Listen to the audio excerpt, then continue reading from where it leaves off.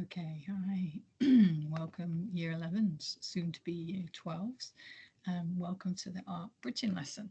Um, I've got a few things that I'm going to suggest to you that you could do between now and September. If you're still thinking about art, you might want to take it as an option. You might be unsure. You might realise when you get your results that actually art's an option that you'd like to do. But before I go through the bridging lesson, I'm going to talk to you about why art should be an option if you're thinking, I'm not sure, and kind of give you reasons as to why it is totally accessible and how it will be very different to GCSE. Art at A level, you have more time. At GCSE, you've got loads of subjects, and you can say that about all your subjects, obviously. But at GCSE, you have 2 to 3 lessons a week. You've got mock exams quite regularly under normal circumstances. And you don't get double periods, so you've got to come in, you've got to tidy up, all those things. Plus, we've had to be in a bubble and out of bubble. At A level, you will have 4 hours a week with a double period in year 12, and you will have 5 hours a week in year 13. Plus, you have 3 periods. 3 periods, we have the studio. The studio is open and available for you all the time, so you can come in and you can work. There's so much more flexibility, and it's probably the most personal subject that you can do. It's a subject where you can, things that you've enjoyed and maybe just touched upon a little bit at GCSE, you can just totally go for it. Do some wild and exciting stuff, big, bold, brave. And we can make cups of tea, you can make hot chocolate, all sorts of things. We've got a nice little zone. I'm going to get a sofa. Tried to get a sofa just before COVID, and then that happened. But it's a nice little space, and it's all yours if you think about doing it at A level. Okay. If you do have any questions or any kind of, I'm not sure if I'm good enough, it's about wanting to do it. If you love it and you like it, this is a really special subject and you will get better, and grafting will help you. Okay, we would expect a grade 5 or above for you to pick art as an option. But, just remember that these sort of skills of creativity and independence and motivation, kind of self-reliance a little bit, those are some, it's kind of entrepreneurial skills. Those are the types of skills that employers look to find that little bit different. Who's going to stand out from the crowd when everyone's got straight A's, 9s, etc.? And this is where you can shine. This is where you can be different. Okay, right. Opening slide, art bridging lesson. Being a bit different, I thought I'd get a bridge up there with a hand holding it. So what can help you make the jump from GCSE to A level?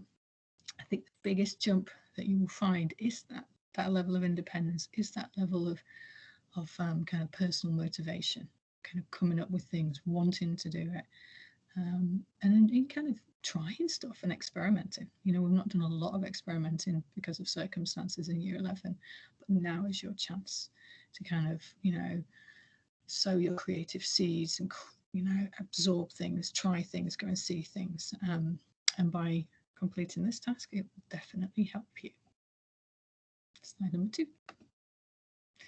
Okay, why study art? All right. There's loads of reasons, and again, everyone's going to say, why study my subject? But, ultimately, it's down to you. And I personally think when I look at a grade 9 at A level at GCSE or grade A star at A level, the one thing that sets them apart is that you can see that student loves it. Right? And that might be hard to, how do you identify love in some artwork that doesn't say love, like a sculpture? That's really difficult, but you see they care. You see they mean it, they want to do it. And that, that's what's really important. It's part of them. The work that they create is them in some kind of artistic form. And that's what's really, really important. I think it nourishes your soul. I mean, that sounds a bit cheesy, but it does. It's really helpful, and it can be calming, it can be relaxing, but it can be cathartic and really, really helpful. It's not just drawing, it's not just painting, it's many, many things. And if you study at A level, you will begin a wonderful journey into the world of art. We will be teaching you workshops, we will be doing all sorts of kind of fun activities to get you to be more creative and looser. You know, in GCSE, everything you do counts towards your grade, everything counts towards your NEA, your coursework. At A level, we want you to make mistakes. We want you to try some unusual stuff because that's what's going to push you out of the zone. So you've got to be willing to just have a go, have fun, and embrace it. And you are at the center of it. So the task I'm suggesting that you do, nobody has to do this, but a task that I think would be really cool, and I've normally set this as a task between year 10 and 11 when things were normal and we had a summer homework. But I'm expecting this is kind of a step up from what I've set my year 10s in the past. This is something that's kind of a bridge between what I've set for year 10 and what year 12s have kind of done independently. We've asked them to use a journal, a kind of diary, you could say. We're asking you to create a homemade one that you can fill with sketches, with ideas, with images. I was going to, it could be tickets and all sorts of things, but everything's sort of paperless these days. But, a kind of a personal exploration of stuff you like, images you like, things you like, words you like, lyrics you like, all sorts of just colours, patterns, shapes. It does not have to be anything in particular. There's a nice link here. I'm going to click it and see if it works. I might have to, I bet I have to click share screen. So apologies if this looks a bit clunky. Screen share. Okay, you might hear other teachers in the background. I hope you can still see this now. Right, so how to make a sketchbook. This as a really kind of quite an in-depth way to create a sketchbook. There are lots and lots of links on the internet as to how to make a homemade sketchbook. You do not have to do this as involved as this, but this is a really nice one. So obviously you're going to need some paper.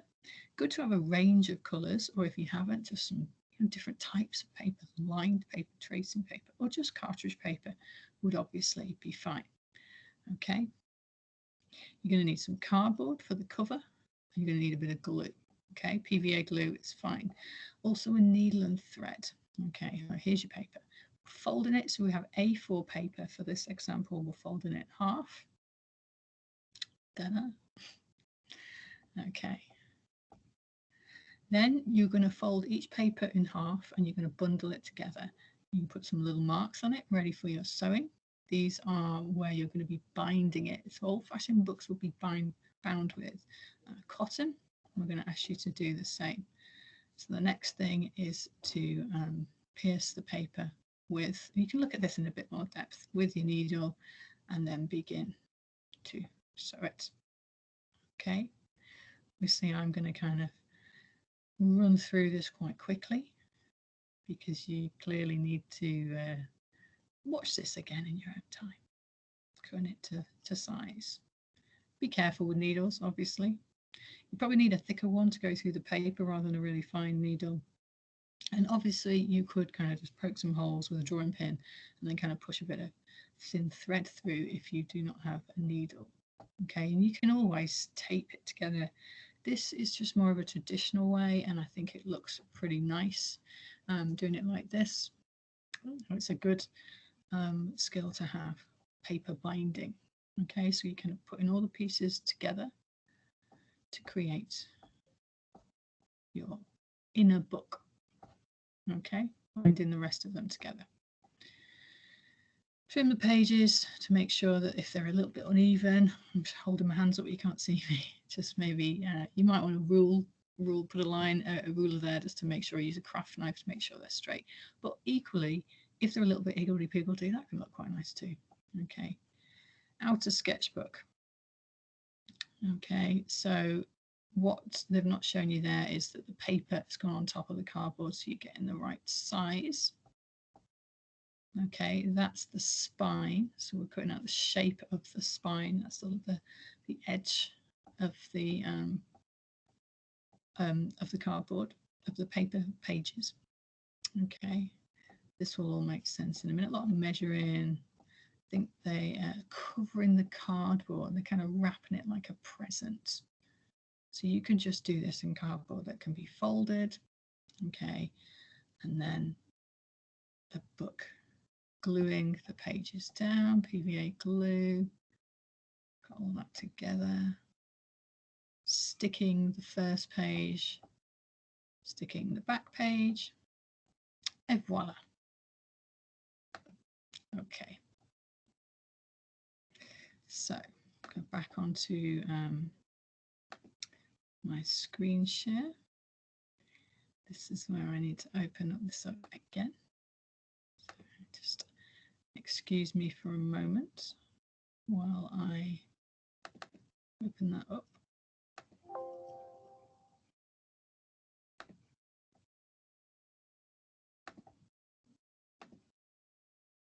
So we should be back on in a minute. There should be a little bit slicker. I'm not quite slick as getting between shared web pages and PowerPoints. Okay, so we're up to there. So you've made your sketchbook. If that was a bit too long-winded for you, then by all means try and find a quicker way. Another option for a sketchbook is getting an old-fashioned book, and sticking paper onto the text pages, or even painting it white. A diluted PVA just to keep some of the pages behind it, so it's there. Is another way that you could do that. You could just, well, no, don't buy a book. Don't buy a book. You get a long strip of cardboard and concertina it. What that means is kind of fold it, so it kind of folds in. You know, like a leaflet would open out, or a big pamphlet. You could do something like that too. Okay, so what could it look like inside? Obviously, you could decorate it with all sorts of pictures. This has clearly got a theme. It's got images. We've got people. There is a kind of connection. This is your book. This is absolutely up to you. It's good to have a starting point. The starting point might be you. It might be home. It might be where you want to be. It might be your dreams. Like, oh, I want to go on holiday. We're supposed to go on holiday. Haven't been on holiday. It could be just peacefulness. You know, you really embraced just going on those daily walks. You might have hated those daily walks. Or you might just think, I just want to draw. I want to draw eyes, I want to draw noses, I want to draw hands. But get them stuck down. I always think sort of the busier the pages, the better, but not necessarily messy. And tie things in. I'm not sure if you can see my cursor. We've got little hole punched holes and then bounded in the middle. Obviously, this is a spiral bound sketchbook like yours, but you can still attach things into your homemade sketchbook. Okay. I've said here, I've clearly contradicted what I just said. Do whatever you want, but choosing a theme might just help you. Okay, something that you like, or perhaps something that you dislike, something that's going to spark some images in your imagination. You know, if I said the word to use, you know, spiral, the first thing that pops into your head is probably that picture there, or a snail shell, or a whirlpool. Inside of a hot tub, those sort of jets. What's that look like on the inside? Don't put your camera or your phone in water. Not a good idea. This can be a selection, I've digressed as usual. This can be a selection of things, interests, images, stuff that you like. Don't feel it has to be profound or mean something important. I mean, it doesn't. You know, if it has got some kind of personal meaning, then that's great, but it does not have to. Just stuff that you just like for whatever aesthetic reason, it just looks nice to you. You know, it might be creating, you know, different expressions and faces. I particularly like these makeup, these images of the ladies there. But it's done in it's not traditional makeup, is it? It's almost like just like a pattern or a set. I think that's really, really interesting. I like architecture, I like buildings, so I've got these kind of architectural forms here. And then you can draw from them. So not just sticking things in your book. You could do some sketches. You could do some pictures. Whatever media you've got, wax crayons, biros, pens, felt tip, highlighters, anything you get your hands on to draw with it. Good news is I'm halfway through my PowerPoint. So over the course of the summer holidays, fill your book. Look at them. Maps and nice pages. Think about, a bit like when we do sketchbooks, think about every page being different. You might just put doodles on one page. You might write stuff on one page. You might just have pictures on another page. Make it different. I would start with the drawings and then begin to stick images in, but that's absolutely up to you. Use old materials to add to your pages. mentioned this before. Tickets. Are we totally paperless yet? We all get stuff through the post still, don't we? Envelopes are good. All book pages, maps, different coloured paper. When you get an envelope through the brown envelope, that's brown paper. So be resourceful. Think about different ways. Craft paper. If you've got any old bits of paper at the back of your textbook, your exercise books, science book, I love a bit of graph paper. Square paper. There's another type of paper. What's that kind of triangular geometric paper?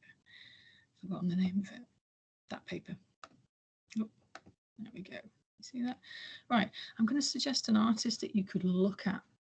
And this artist is Joseph Cornell. He was known as the armchair voyager because he never really went anywhere that far.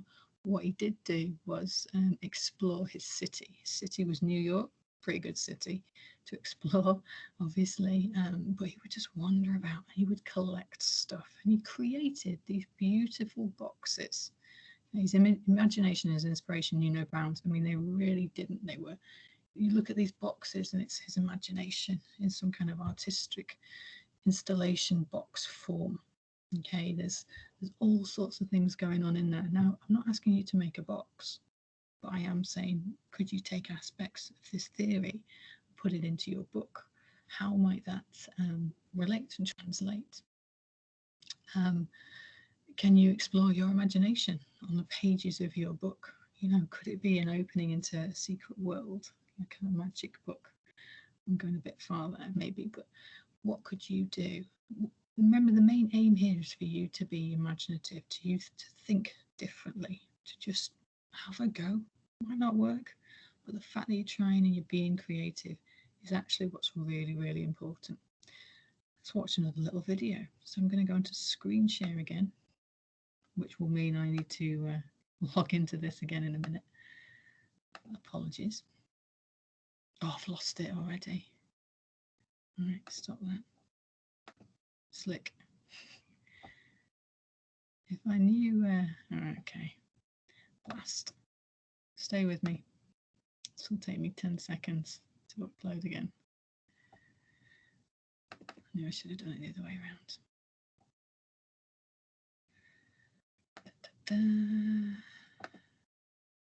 Here we go.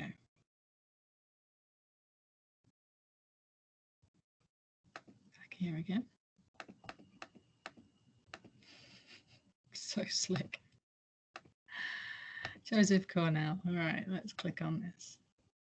So now I will share tray.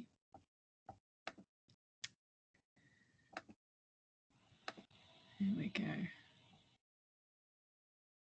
Hopefully you can see this. Right, so this is an exhibition a while back now, as you can see, 2015, of Joseph Cornell. There's a little video that we're going to watch. There's a couple of them that you could watch. They're only short, 3 minutes, 1 minute. So let's watch this one together. Everybody dreams of traveling. All of us can dream, but only a few get the chance to travel to faraway places. Yet, anyone can get a taste of traveling around the world in the one place where the world's nations sit side by side. So this is the artist Joseph New York Cornell. City. Wanderlust is a word that derives from German, and it means the powerful impulse to travel. So it has very strong links to European Romanticism, which was a tradition Cornell was interested in. And of course, his own travels were really just between the suburb of Queens, where he lived, and Manhattan, and sometimes little rural trips on his bicycle to nearby Flushing. But he was very much anchored at Utopia Parkway, which is the street on which he lived. But of course, it was when he went into Manhattan and collected objects that this was his form of travel. He was even known to describe himself as an armchair voyager, which again is a phrase that links back to 19th century traditions of travel logs that were published and guides. And these were all the sort of pieces of out-of-date ephemera that he was collecting in New York.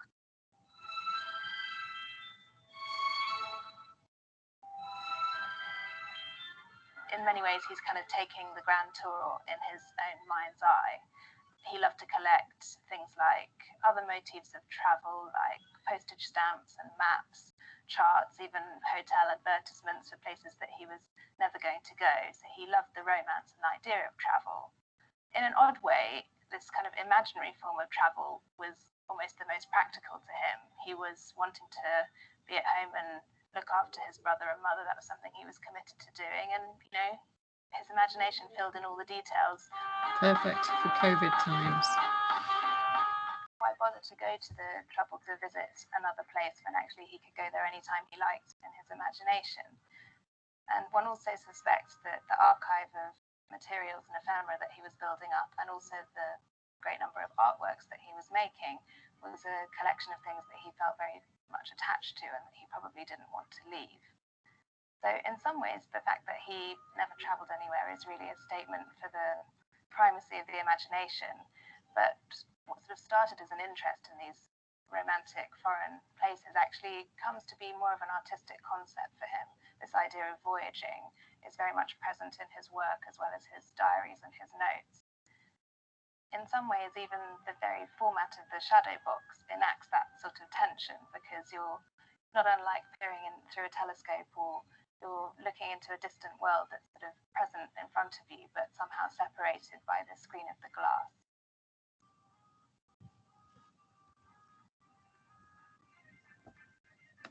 So, Armchair Voyager, perfect for COVID times.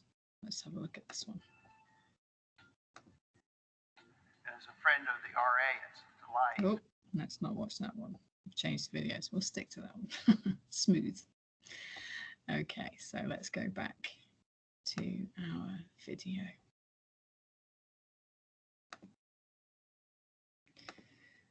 So, Joseph Cornell. Great inspiration for your own work. There's another link on that page when I open it up to the exhibition. It gives you a little bit more information if you're interested in Joseph Cornell, just to kind of inspire you for this little task. Hello, where we are again. Okay, there used to be 2 videos on there. They've changed it. Right, okay. Smooth. So we're almost there now.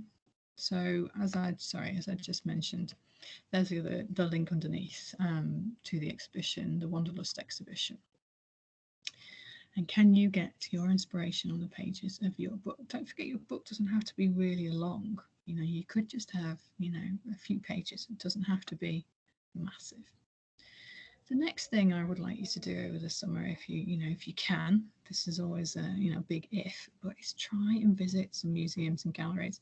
And it doesn't have to be an art gallery. It could be a museum. Museums are full of stuff, full of artifacts.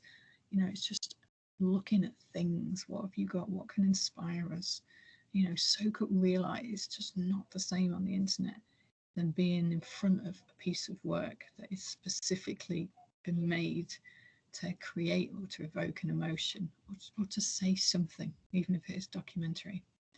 And obviously we've got the girl with the pearl earring, but she hasn't. She's got a camera. Famous painting. And then we've got Anthony Gormley. I put Anthony Gormley on there because I watched a video on Anthony Gormley with some Year 9s a few years ago. I normally show it every year. And a lot, he talked about, you know, he's created some of his figures and put them on tops of buildings. Not all of them. Famous for the Angel of the North up on the A1M up near Newcastle. But his idea was, how often do we look up? How often do we really look up? Frame the sky. And if you look up, you'll see something, you'll see things differently, you'll see the clouds. You know, there's inspiration all around us. We need to open our eyes and really notice it, especially on a nice day. Speaking of going and having a look around and absorbing art around you, when I was at university, I studied fine art at the University of Newcastle upon Tyne. In the late 90s, and when I was there, they started to convert the Baltic. If you haven't heard of the Baltic, it's a contemporary art gallery space on the Gateside side of the Tyne, next to the Sage, which is a kind of music venue. You can see the Tyne Bridge there in the background on the top left picture. And during the 90s, when I was there, they converted the flour mill into an art gallery known as the Baltic, and they gutted the inside. This building's vast. The pictures don't give it scale, but it's vast. And Anish Kapoor, artist who created some installation pieces for the 2012 games. Also, there's one of his sculptures up in Middlesbrough near the football stadium. He created an installation artwork that was for a specific space. He created this kind of this funneled shape that kind of looked like it was made out of latex in this massive building. I remember walking around it and thinking, what? This is just immense. You have to experience it. You get an idea of the scale. It's just huge. Tarantara, it was called. And, that was on my doorstep. I appreciate not everyone has an art gallery being created where they live. But, you never know what's out there. Go and explore. And finally, deep breath, and at the end. You may have seen this video, but I'm going to show it again. And then I will sign out. This video encompasses everything I love about studying, why studying art is important, absolutely. So please, if you are thinking about it and you want to do this task, it's so important. Have a lovely summer. I look forward to seeing some of you. Don't sign off just yet. Have a lovely summer, and I will hopefully see you one way or another after it again in September. Oh, smooth. Just when I was getting organised. Load it up again. Da-da. It's a short video, you'll be pleased to know. We're almost there, folks.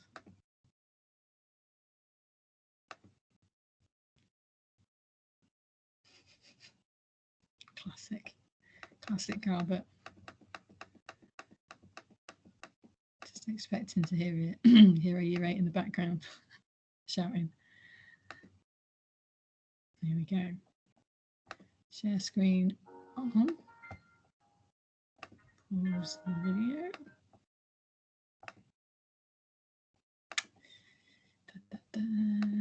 Share. Hopefully you can see this. There we go. There's a deep desire in us to make pictures. I mean, they've been drawing for 30,000 years. The teaching of drawing is teaching people to look. That's what it's doing. It was really when I was at art school that I started to see the relationship between history, philosophy, politics, and art. Prior to that, I thought that art was just making pretty pictures. Actually, art is connected to, life.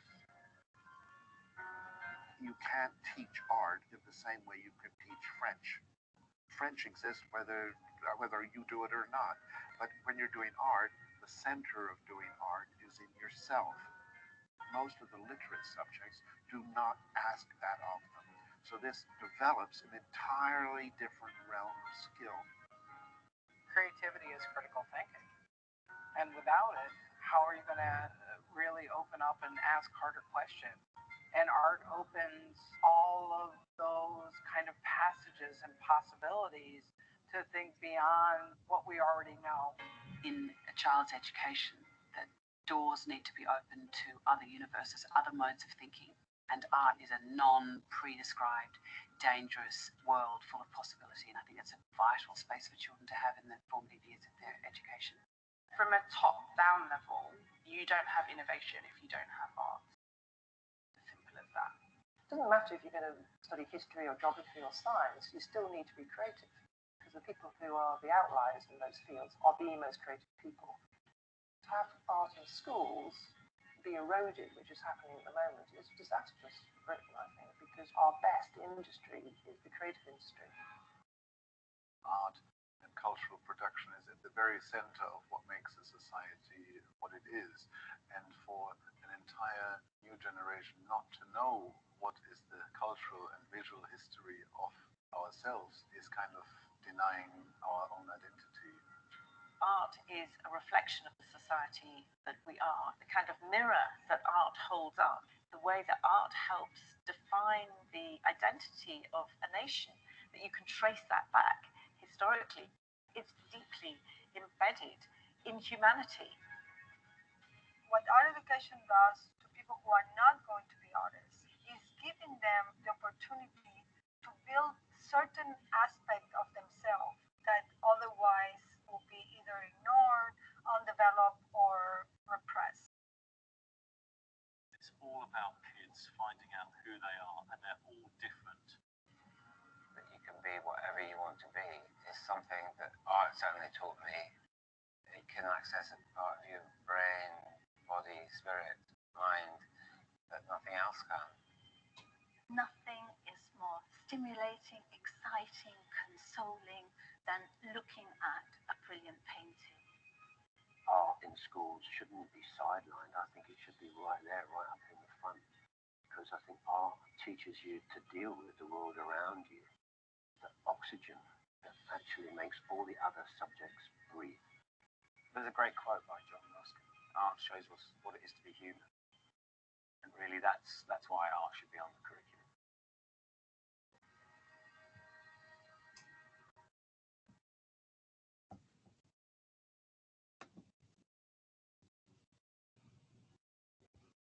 So art shows us what it is to be human.